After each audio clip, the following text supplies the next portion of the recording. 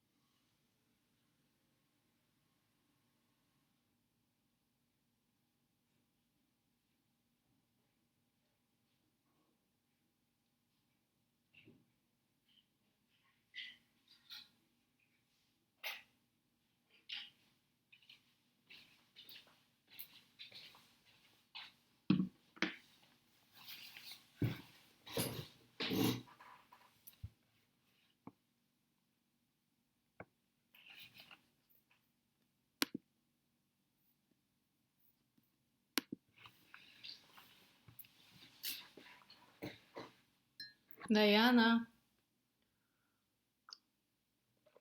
can you hear me?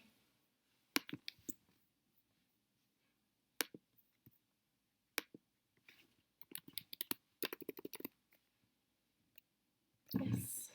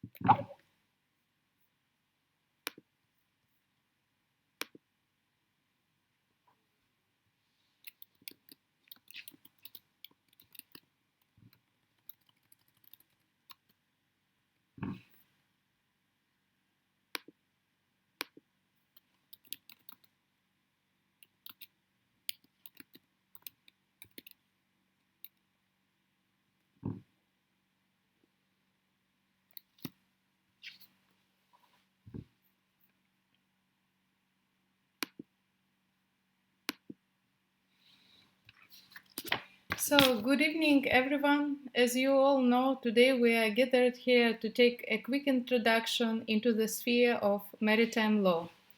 First of all, I would like to introduce myself. I'm Daria Melchenko from Ukraine, and I recently completed my master's degree from IMO, International Maritime Law Institute.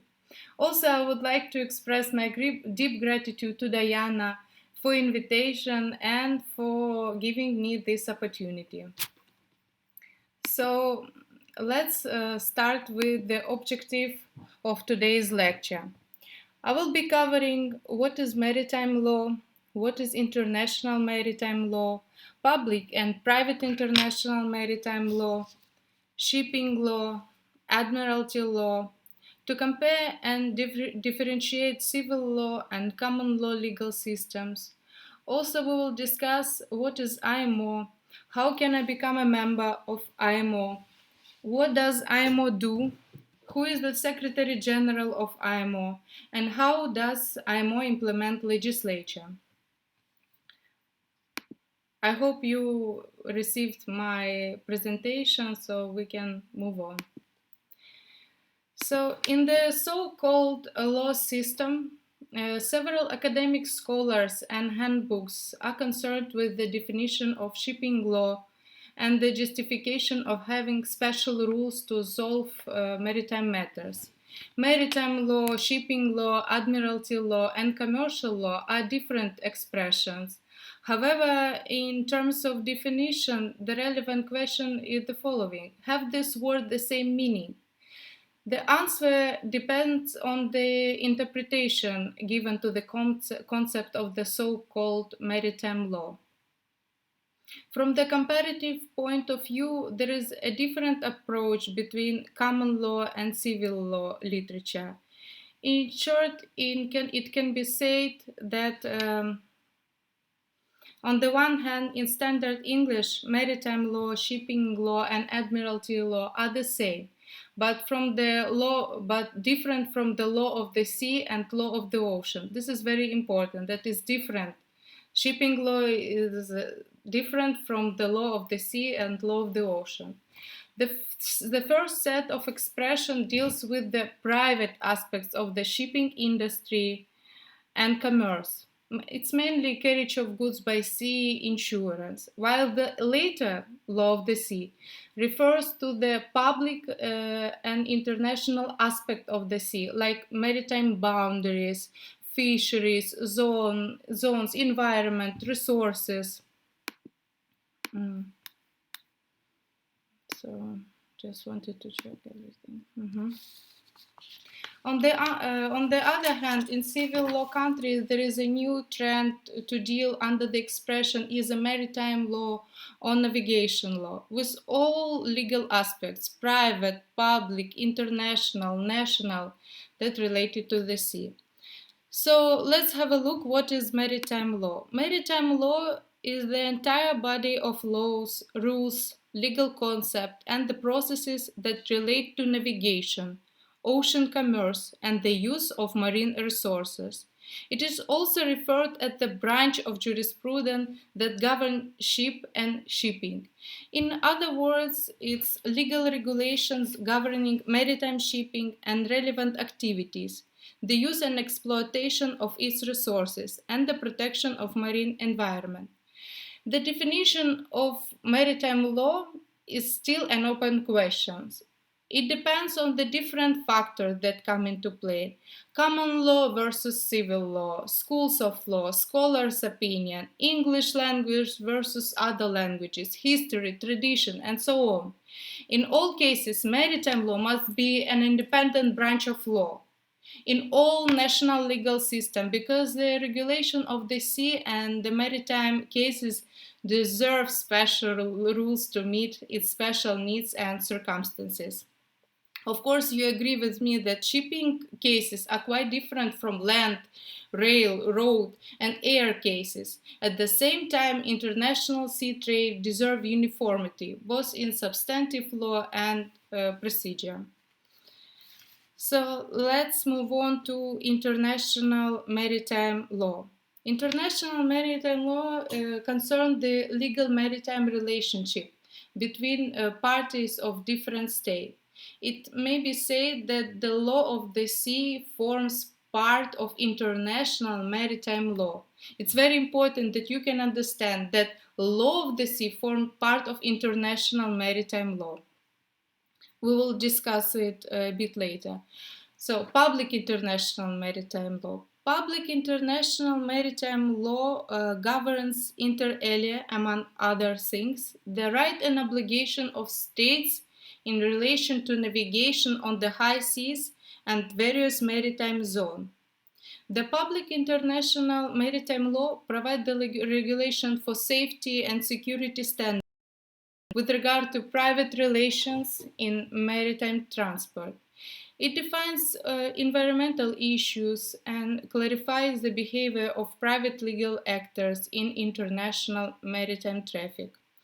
So, as I said, we'll have a look on the law of the sea. Law of the sea is governed by the United Nations Convention on the Law of the Sea, UNCLOS, 1982, and therefore forms part of public international maritime law. The Law of the Sea Convention defines the rights and responsibilities of nations with respect to the use of world's ocean, establishing guidelines for businesses, the environment, and the management of marine natural resources.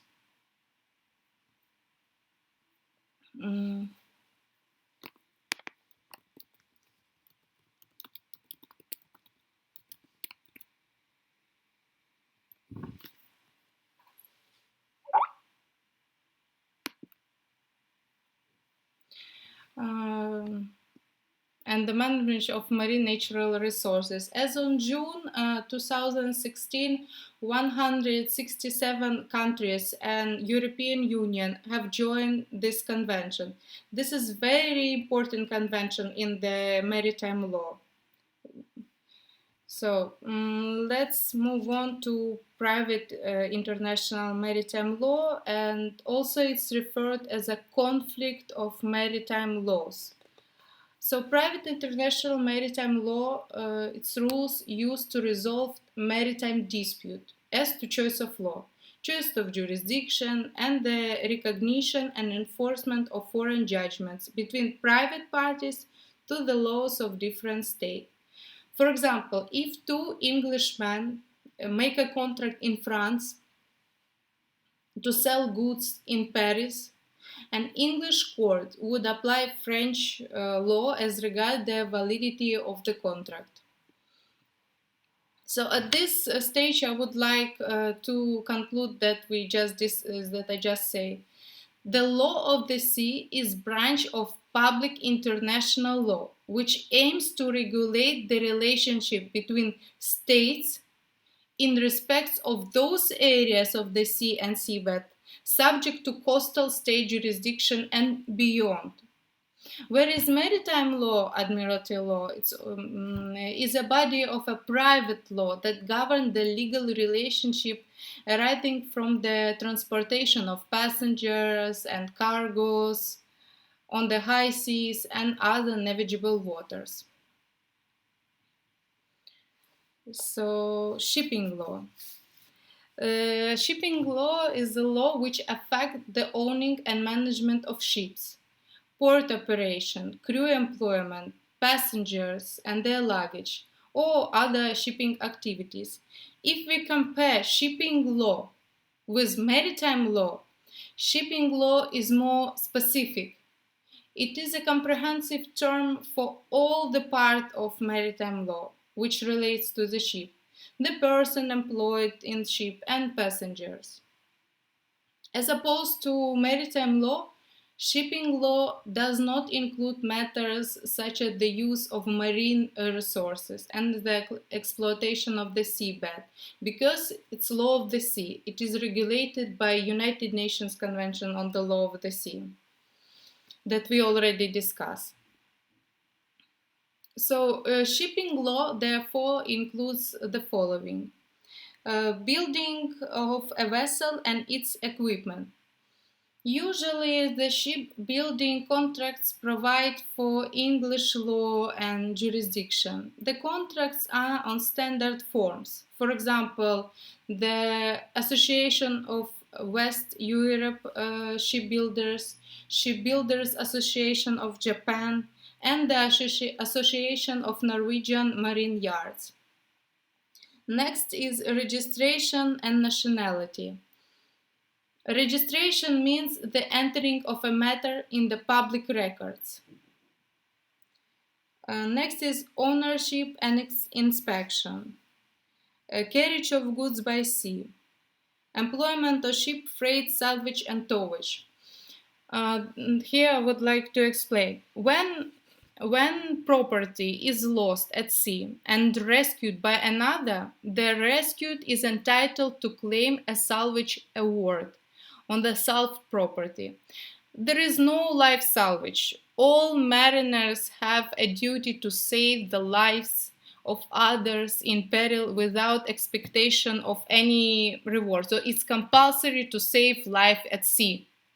Consequently, salvage law applies only to the saving of property. There are two types of salvage: contract salvage and pure salvage, which is sometimes referred as merit salvage.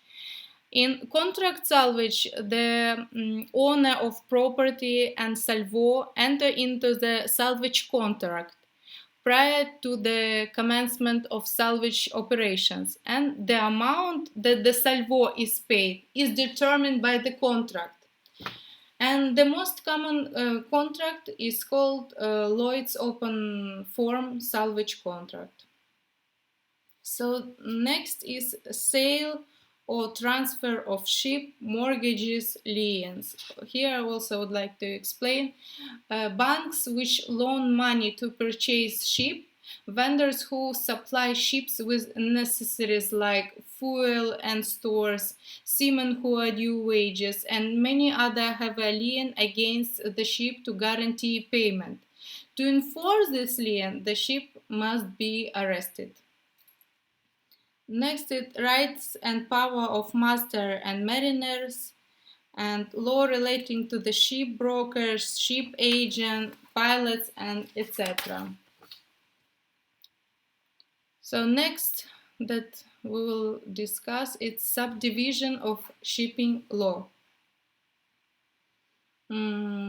First is commercial law. Commercial law includes carriage by land and sea, merchant shipping, guarantee, marine, fire, life, and accident insurance, bill of exchange, negotiable instruments, contracts, and partnership. It can also be understood to regulate corporate contracts, hiring practices, and the manufacture and sales of the commercial law. The next is administrative law. This body of law regulates international trade, manufacturing, pollution, taxation, and the like. Criminal law. Criminal law involves the state imposing sanctions for defined crimes committed by individuals or businesses. Next is labor law. As an example, it can be given the Maritime Labour Convention, MLC 2006. It is an international labor organization convention established in 2006, as I said, as the fourth pillar of international maritime law and embodies all up-to-date standards of existing international maritime labor conventions and recommendations, as well as the fundamental principle to be found in other international labor conventions, the other pillars. The other pillars are the SOLAS, which we will also discuss. SOLAS is International Convention for the Safety of Life at Sea. STCW is the International Convention on Standards of Training, Certification and Watchkeeping of Seafarers. And MARPOL, International Convention for the Prevention of Pollution from Ships. And The last, environmental law. Environmental law is a complex combination of state, federal, and international treaty law pertaining to issue of concern to the environment and protecting natural resources. For example, environmental laws often relate to the issues such as pollution of soil, air, or water, global warming, depletion of oil, coal, and clean water. So, then next is Admiralty law. Admiralty law. Admiralty law refers to the body of laws and procedures that govern matters related to the carriage of goods or passenger on the high seas and navigable inland waters, or shipping law. Maritime law is also used loosely to mean admiralty law. It deals with the matters including maritime commerce, marine navigation, marine salvaging, shipping, sailors, and the transportation of passengers and goods by sea. Admiralty law also covers many commercial activities, also land-based or occurring on land that are maritime in character. So also I would like to compare civil law legal system and common law legal system because as you all know, maritime law was originated from common law legal system. So civil law legal system originated from the Roman law, as you all know. It is a written law, concise and mostly codified. Primary source is legislature, of course, legislation. The judge has to apply this law to every case. There is no stare decisis, and some countries that are under the civil law system is Spain, Germany, France, Japan, Italy, Romania, and also my country, Ukraine. Common law legal system. Common law legal system originated in England's ancient unwritten law and based on common practice. Primary source is judicial decisions, hence the term judge-made law or case law. Also, of course, you know. Principle of binding precedent or stare decisis, and all former territories of England follow the common law system. So, and now we are going to discuss the most interesting part of my presentation about International Maritime Organization. So, what is International Maritime Organization? The whole functioning and operation of maritime law is controlled by a branch of the United Nations known as International Maritime Organization, or IMO, because later I'll just tell IMO so that you can understand. IMO is International Maritime Organization. It was established by means of convention by the United Nations in Geneva on 17 March 1948, and it met for the first time in January 1959. Since then, IMO is responsible for measures to improve safety and security of international shipping and to prevent pollution from ships.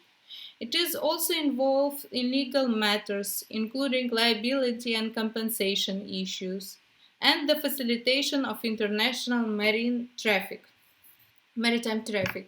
The IMO slogan sums up its objectives: safe, secure, and efficient shipping on clean oceans.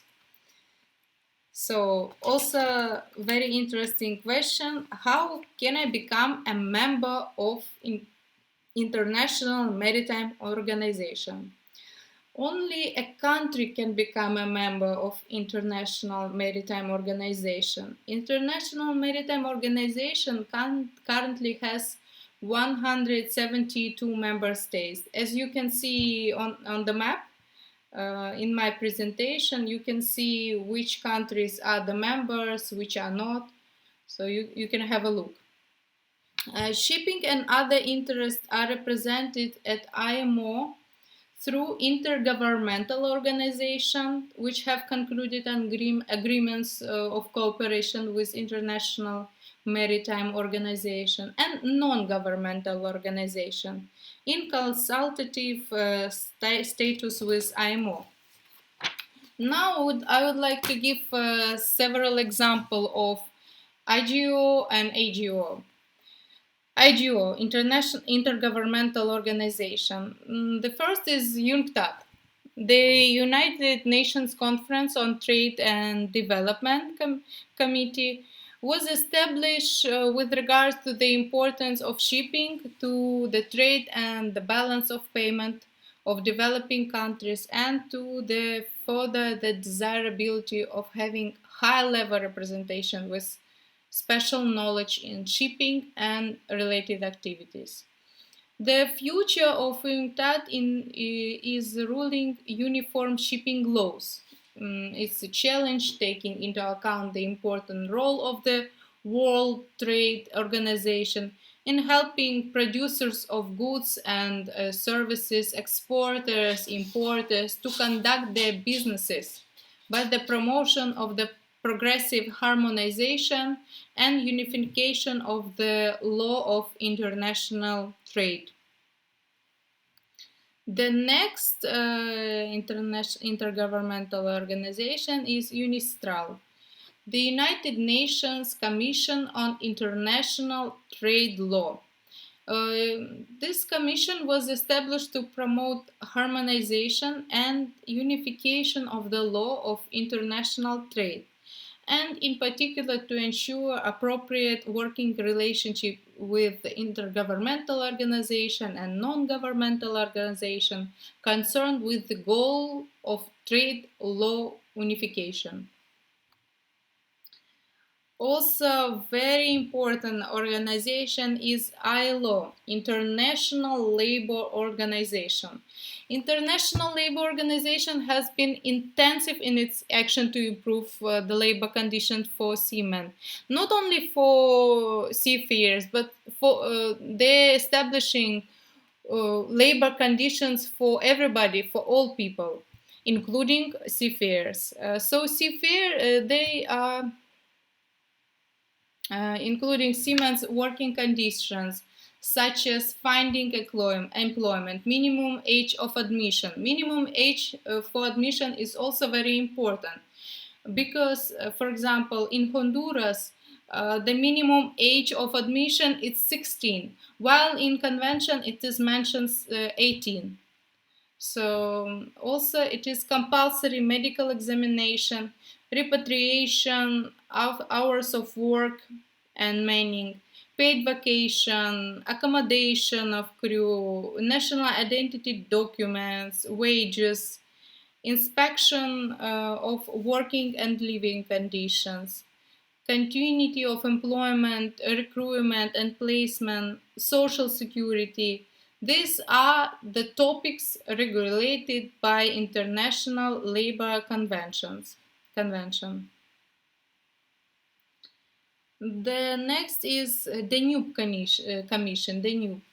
The main objective of the Danube Commission's activity are to provide and develop free navigation on the Danube for the commercial vessel flying the flag of all states in accordance with the interest and sovereign rights of the member states and Belgrade Convention, as well as strengthen and develop economic and cultural relationship of the said states among themselves and with other countries.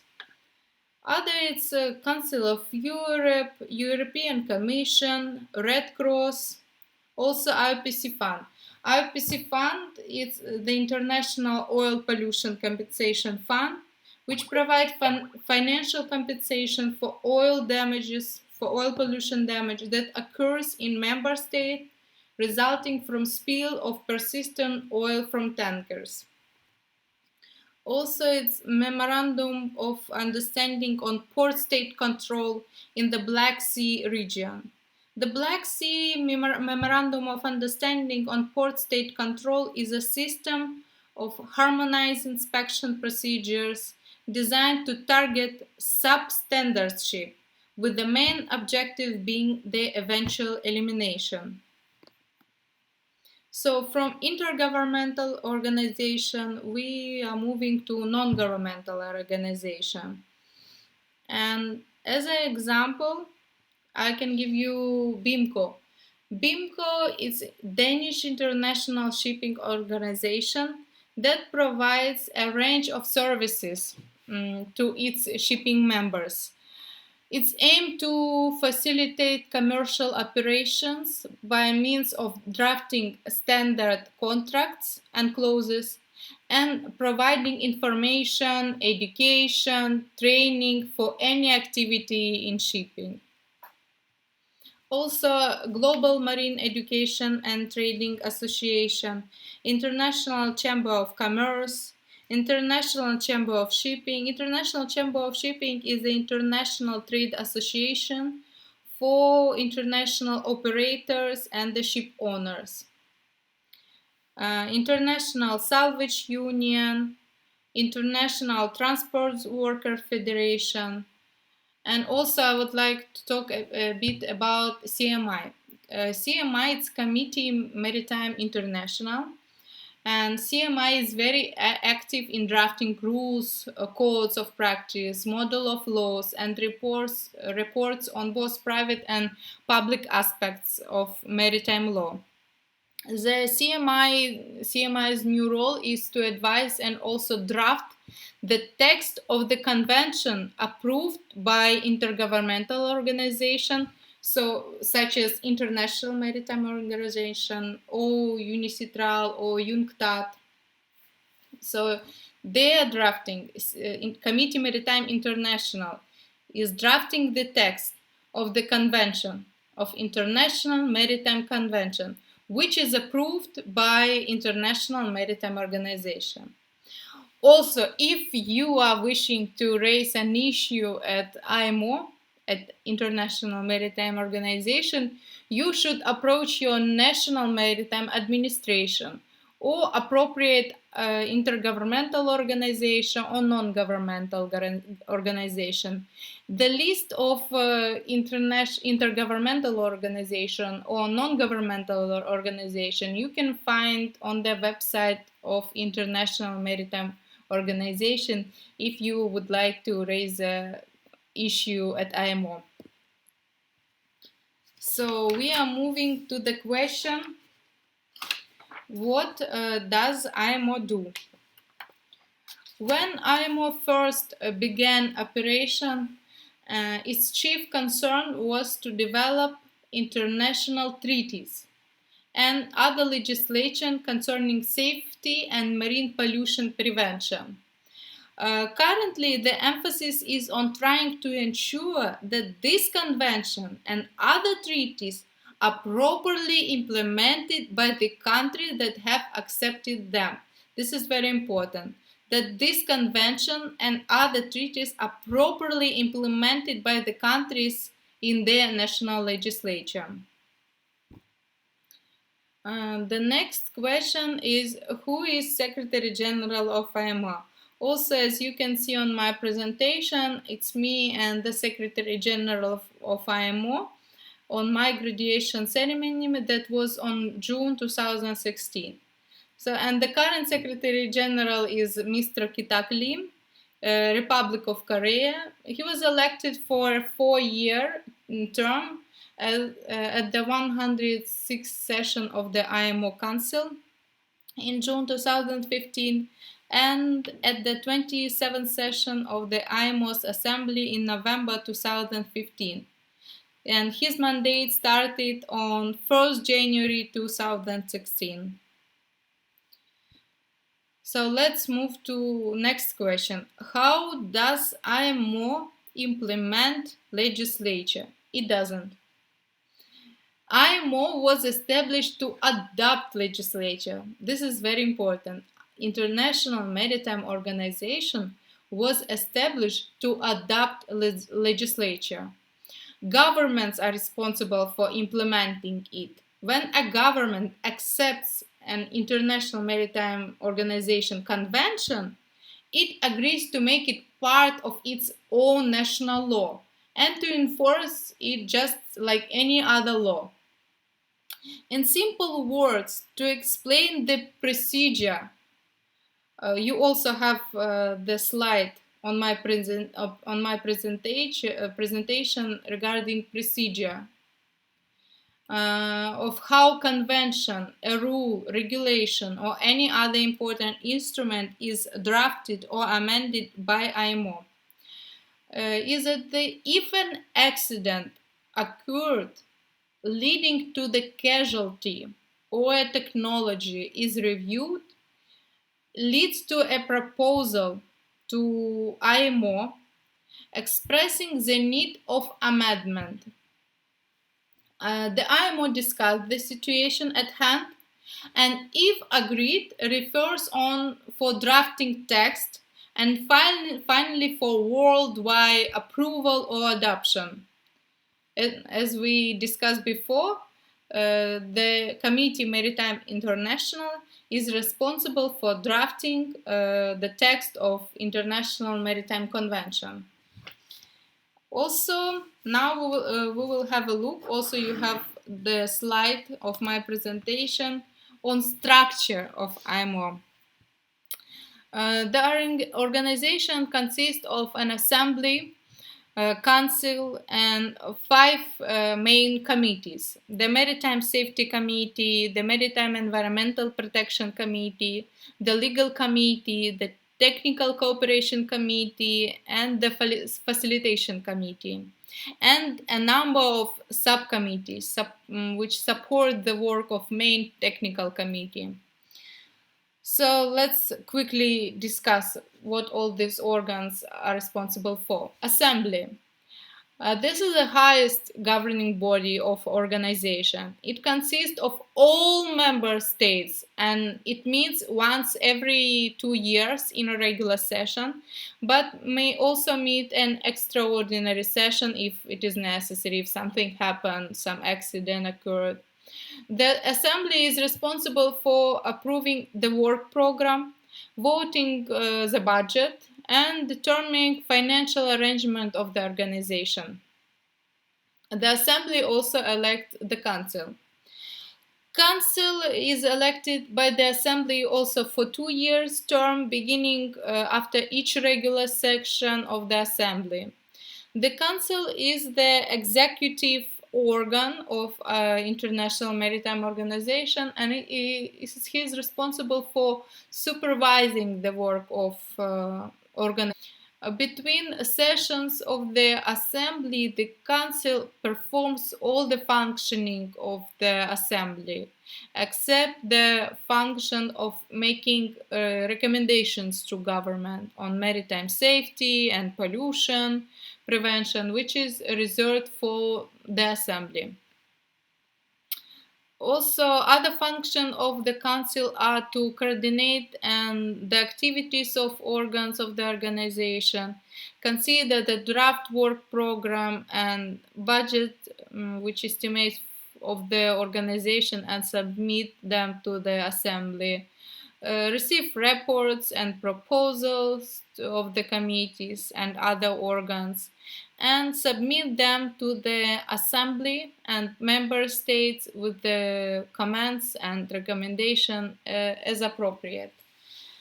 Also, appoint the Secretary General, subject to the approval of the assembly. Also, enter into agreements or arrangements concerning the relationship of the organization with other organization, subject to the approval or by the assembly. Also, I would like to explain briefly the committees, what they're doing, what they're responsible for. Maritime Safety Committee. Maritime Safety Committee is the highest technical body of the organization. It consists of all member states. The function of Maritime Safety Committee are to consider any matter within the scope of the organization concerned with aids to navigation, construction and equipment of the vessel, manning from a safety standpoint, rules for the prevention of collisions, handling of dangerous cargo, maritime safety procedure, and requirements, hydrographic information, logbooks, and navigational records, marine casualty investigation, salvage, rescue, and any other matters directly affecting maritime safety. The Expanded Maritime Safety Committee adopts amendments to conventions such as SOLAS. We also will have a look on this convention, and includes all member states as well as those countries which are party to convention, such as SOLAS, even if they are not IMO member state. The next is the Marine Environment Protection Committee. The Marine Environment Protection Committee, which consists also of all member states, is empowered to consider any matter within the scope of the organization concerning the prevention of pollution from ships. In particular, it is concerned with the adoption and amendment of the convention and other regulation and measures to ensure their enforcement. Subcommittees. The Maritime Environment Protection Committee and Maritime Safety Committee are assistants in the work by a number of subcommittees which are also open to all member states. It's Subcommittee on Human Element Training and Watchkeeping, Subcommittee on Implementation of IMO Instrument, Subcommittee on Navigation, Communication and Search and Rescue, Subcommittee on Pollution Prevention and Response, Subcommittee on Ship Design and Construction, Subcommittee on Ship Systems and Equipment, and Subcommittee on Carrying of Cargoes and Containers. Also, there is a legal committee. Legal committee is empowered to deal with any legal matters within the scope of organization. The committee also consists of all member states of IMO, and it was established as a subsidiary body to deal with legal questions arose in the aftermath of the Torrey Canyon disaster.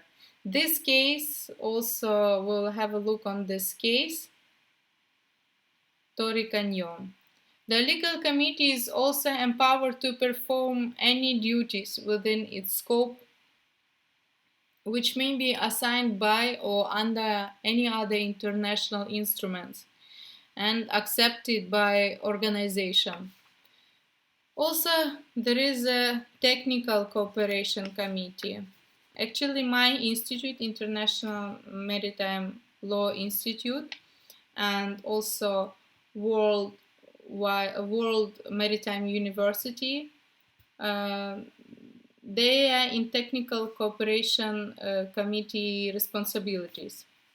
The technical cooperation committee is required to consider any matter within the scope of organization concerned with the implementation of technical cooperation projects for which the organization acts as an executing or cooperating agency, and any other matters related to the organization activities in the technical cooperation field. And the last is facilitation committee. It also consists of all member states of organization and deals with IMO's work in eliminating unnecessary formalities and red tape in international shipping by implementing all aspects of the convention on Facilitation of International Maritime Traffic, 1965, and any matter within the scope of organization concerned with the facilitation of international maritime traffic. In particular, in recent years, committee's work, in accordance with the wishes of the Assembly, has been to ensure that the right balance is struck between maritime security and facilitation of international maritime trade. And now we will discuss SOLAS, the International Convention for the Safety of Life at Sea, 1974. And its successive form is generally regarded as the most important of all international treaties concerning the safety of merchant ships. The first version of SOLAS was adopted in 1914 in response to the Titanic disaster. Titanic, very famous also case. The second in 1929, the third is 1948, and the fourth in 1960s. The 1974, the latest version, include the tacit acceptance procedure, which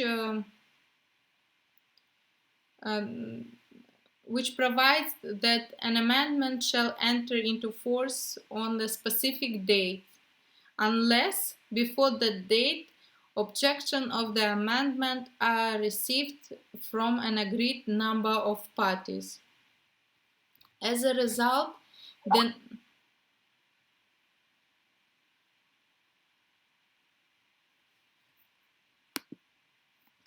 just a second.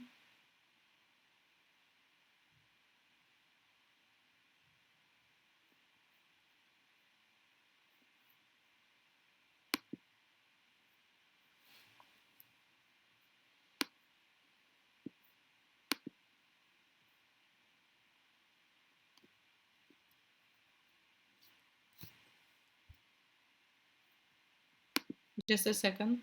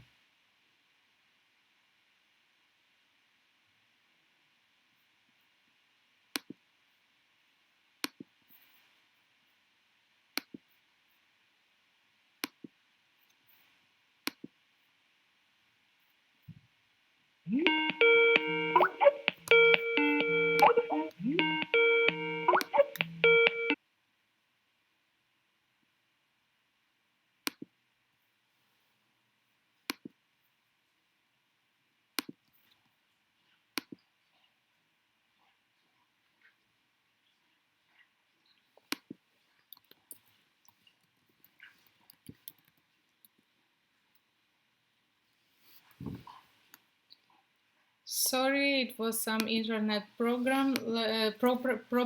Let's continue. SOLAS. It's I will repeat again. International Convention for the life, for the safety of life at sea. And its successive form is generally regarded as the most important of all international treaties concerning safety of merchant ships.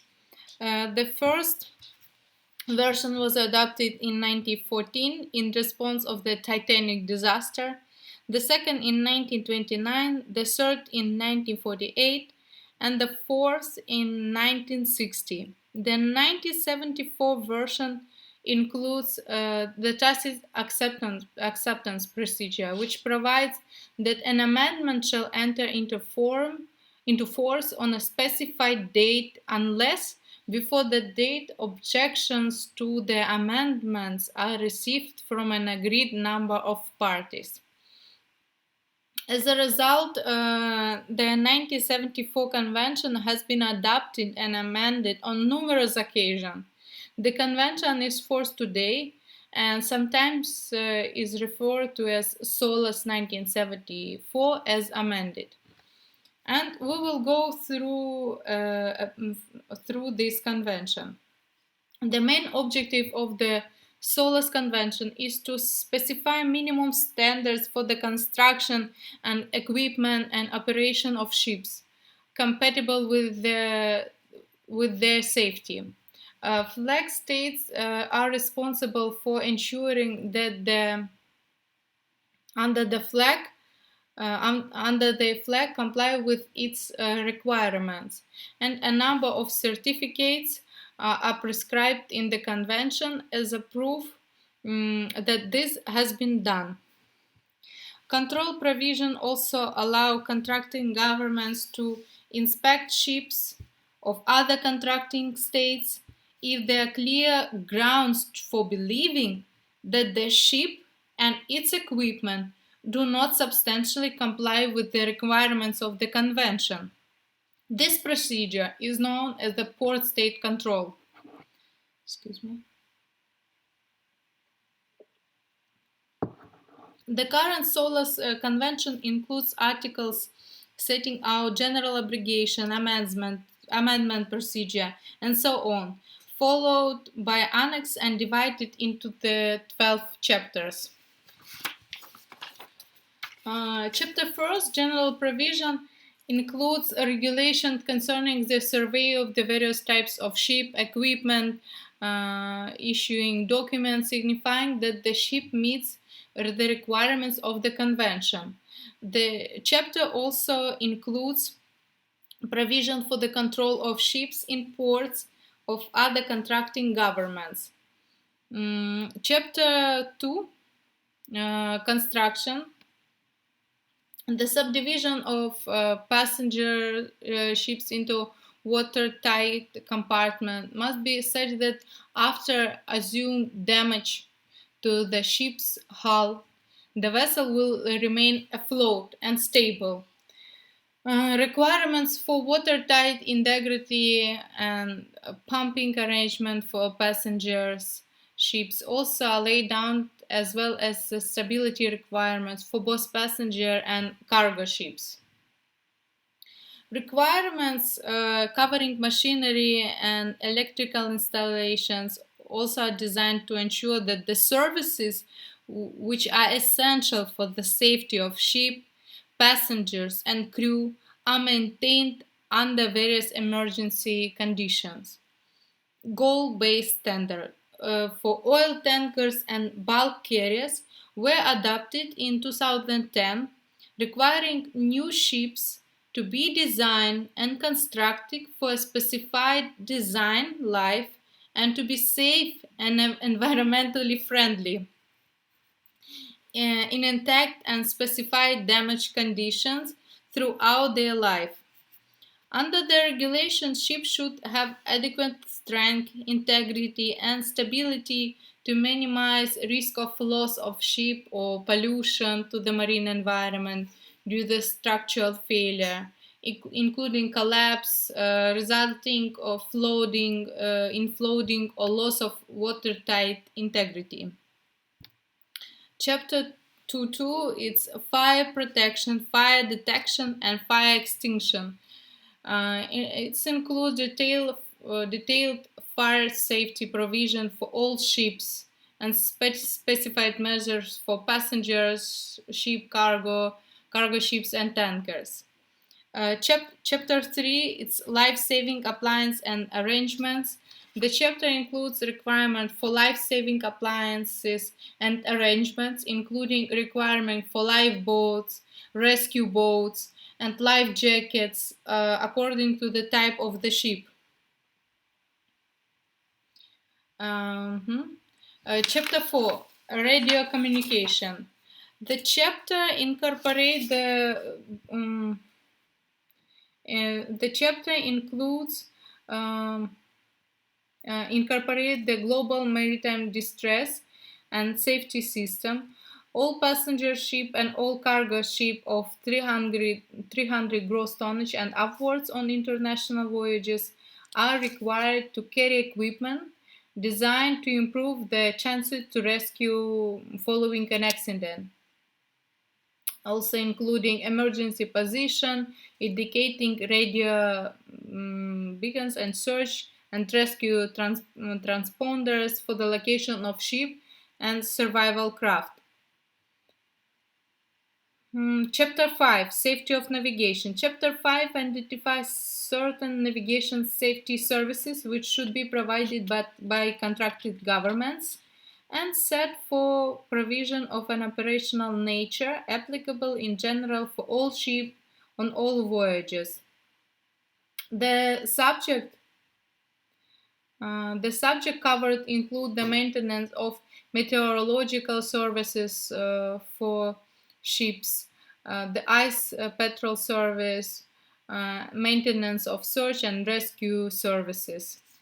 This chapter also includes a general obligation for masters to proceed to the assistance of those in distress and for contracting governments to ensure that all ships shall be sufficiently and efficiently manned from the safe point of view. Chapter 6, Carriage of Cargoes. This chapter covers all types of cargo, except liquids and gases in bulk, which, owing to their particular hazardous to ships of person on board, may require special precautions.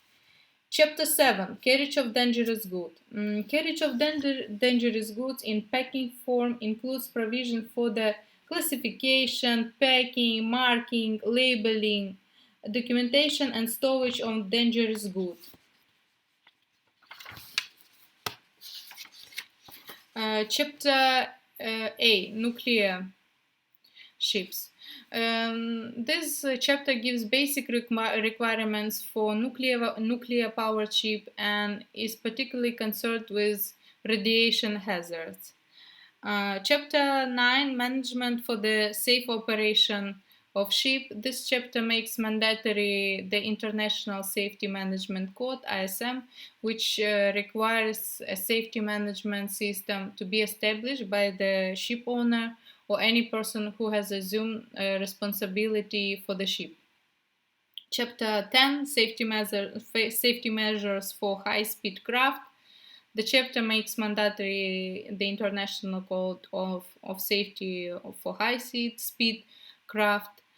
Chapter 11, Special measures to enhance maritime safety.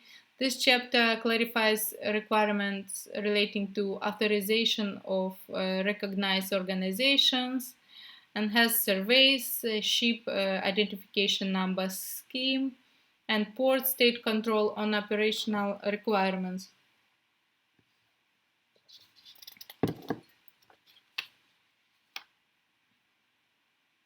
And Chapter 12, Additional safety measures for bulk carriers.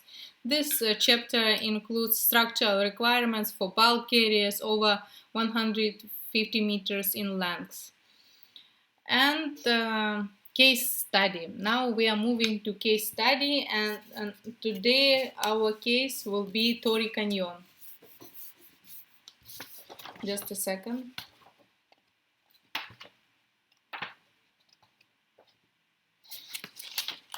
So, Torrey Canyon. On March 18, 1967, the oil tanker Torrey Canyon ran aground on Pollard's Rock of Seven Stone Reef, the coast of Great Britain. The supertanker was carrying crude oil from Kuwait on its way to Milford Haven in Wales. When the accident occurred, the ship was carrying 100,000 tons of oil. Can you imagine? 100,000 tons of oil. The ship was the property of US company based in Bermuda, sailed under the Liberian flag with Italian crew, and was working for British Petroleum. So as you can see, a lot of international not instruments, a lot of international elements are included in this case, and that's why it's maritime law and it's deserved to be special. So let's move on. Because of its size, Torrey Canyon could not pass through the Suez Canal. Instead, the ship's route took it around Africa by the way of the Cape of Good Hope. On March 14, it passed between Tenerife and Gran Canaria in the Canary Islands. Also, you have a map in my presentation so that you can see that it passed through Africa, not through Suez Canal. At noon on March 17, Captain checked position and found that the ship was on course. When Captain went to bed that night, he left instruction to wake him up at 6, expecting to have Sealies on radar somewhere off the starboard bow by that time. Instead, the next morning, the Sealies appeared off the port bow. During the night, strong currents had pushed Torrey Canyon to the north and east. Also, while the captain slept, the chief officer changed the course from 18 to 12. He made two slight corrections of 3 and 2, setting a new course of 13, and left, this is the biggest mistake, and left the supertanker on autopilot for a while. Autopilot. A couple of hours later, Captain switched off the autopilot and brought the ship around to 0, and he switched off the autopilot. He switched the autopilot back on. The officer on watch could clearly see, at that moment it was a third officer, that the Torrey Canyon was already among the slightly submerged rocks of 7 stone. He noted that it was 8:48 on March 18. The order was immediately carried out, but with the autopilot still on, Torrey Canyon did not respond.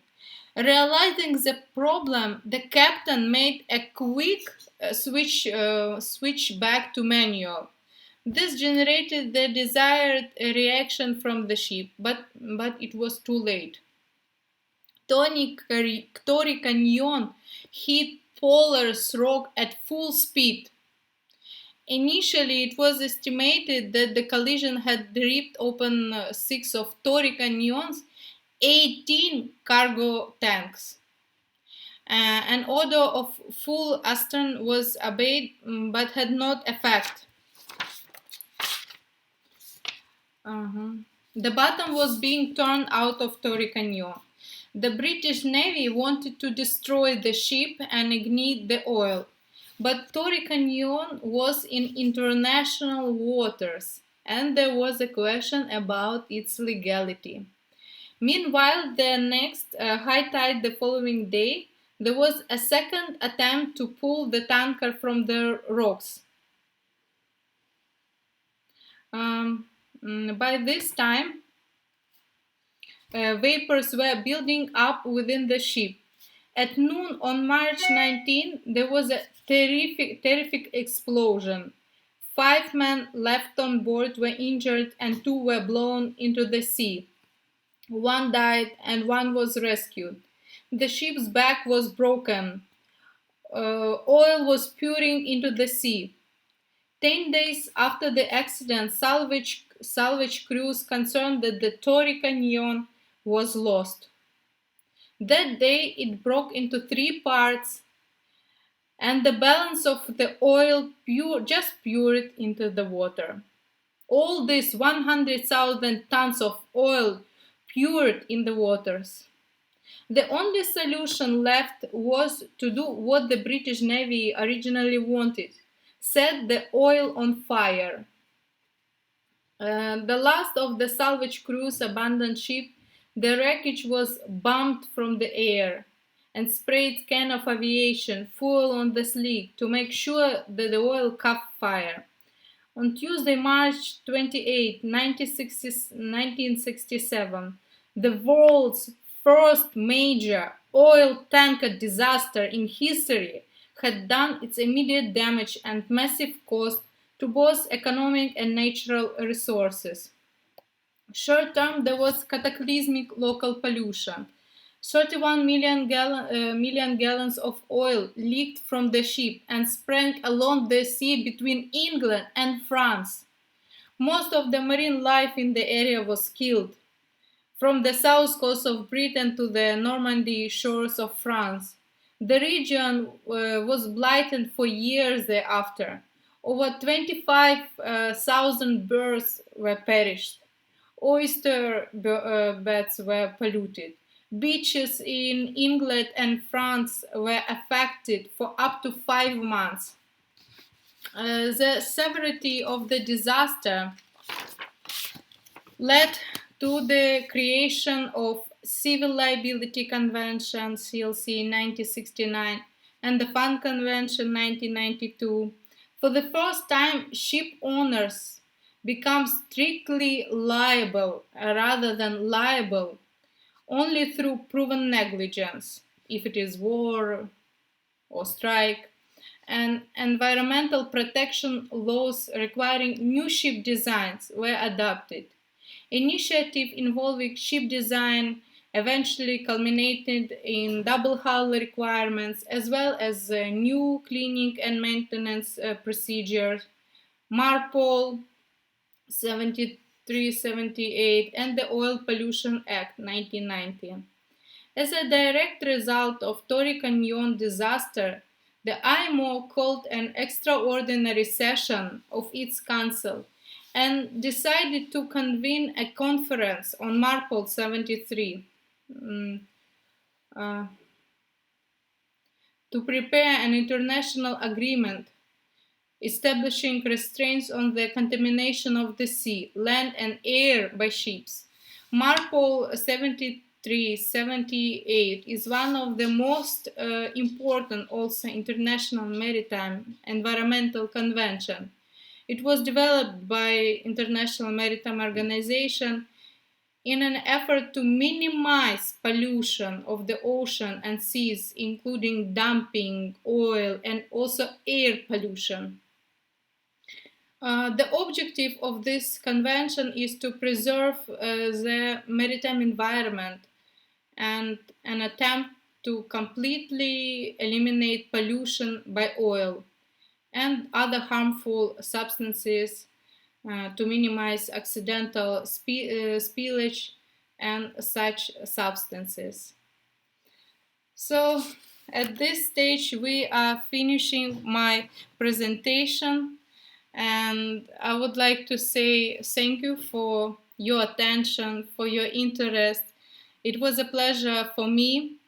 Thanks to Diana again for invitation and for giving me this opportunity. I hope you enjoy my presentation. Also, I would like to suggest one book. It's my I'm using it every time. This is the IMLI Manual on International Maritime Law, Shipping Law. There are 3 volumes. This on shipping law. If you are interested in maritime law, I would like to suggest this book because it's very easily written. You can find you can find answer on your question. So if you ask about the book, I suggest this book. It's Imli Manual. This book was written by my professors in my institute. So thank you once again. If you have any questions, please do not hesitate to ask me. Hope to see you again.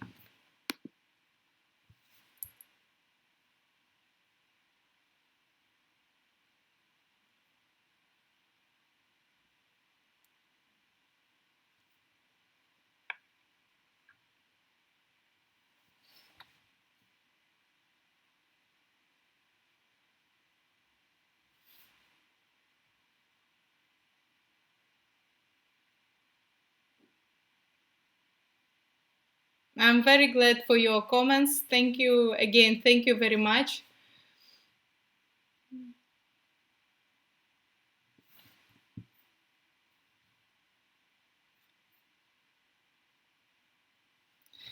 Okay, then one more thank you for everything, for invitation, for giving me an opportunity. If anybody of us have questions, you can find me in Facebook. Mm, so you at any time you could ask me about everything.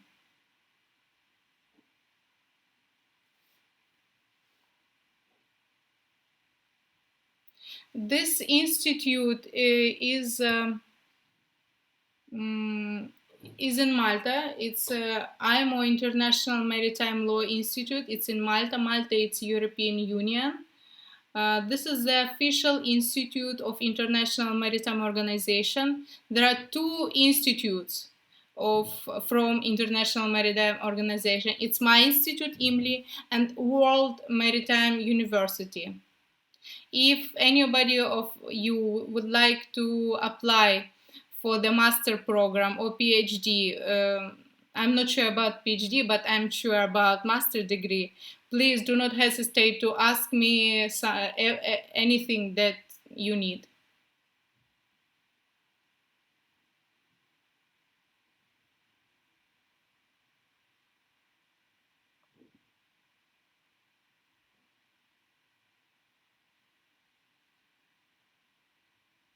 So once again, thank you and bye bye.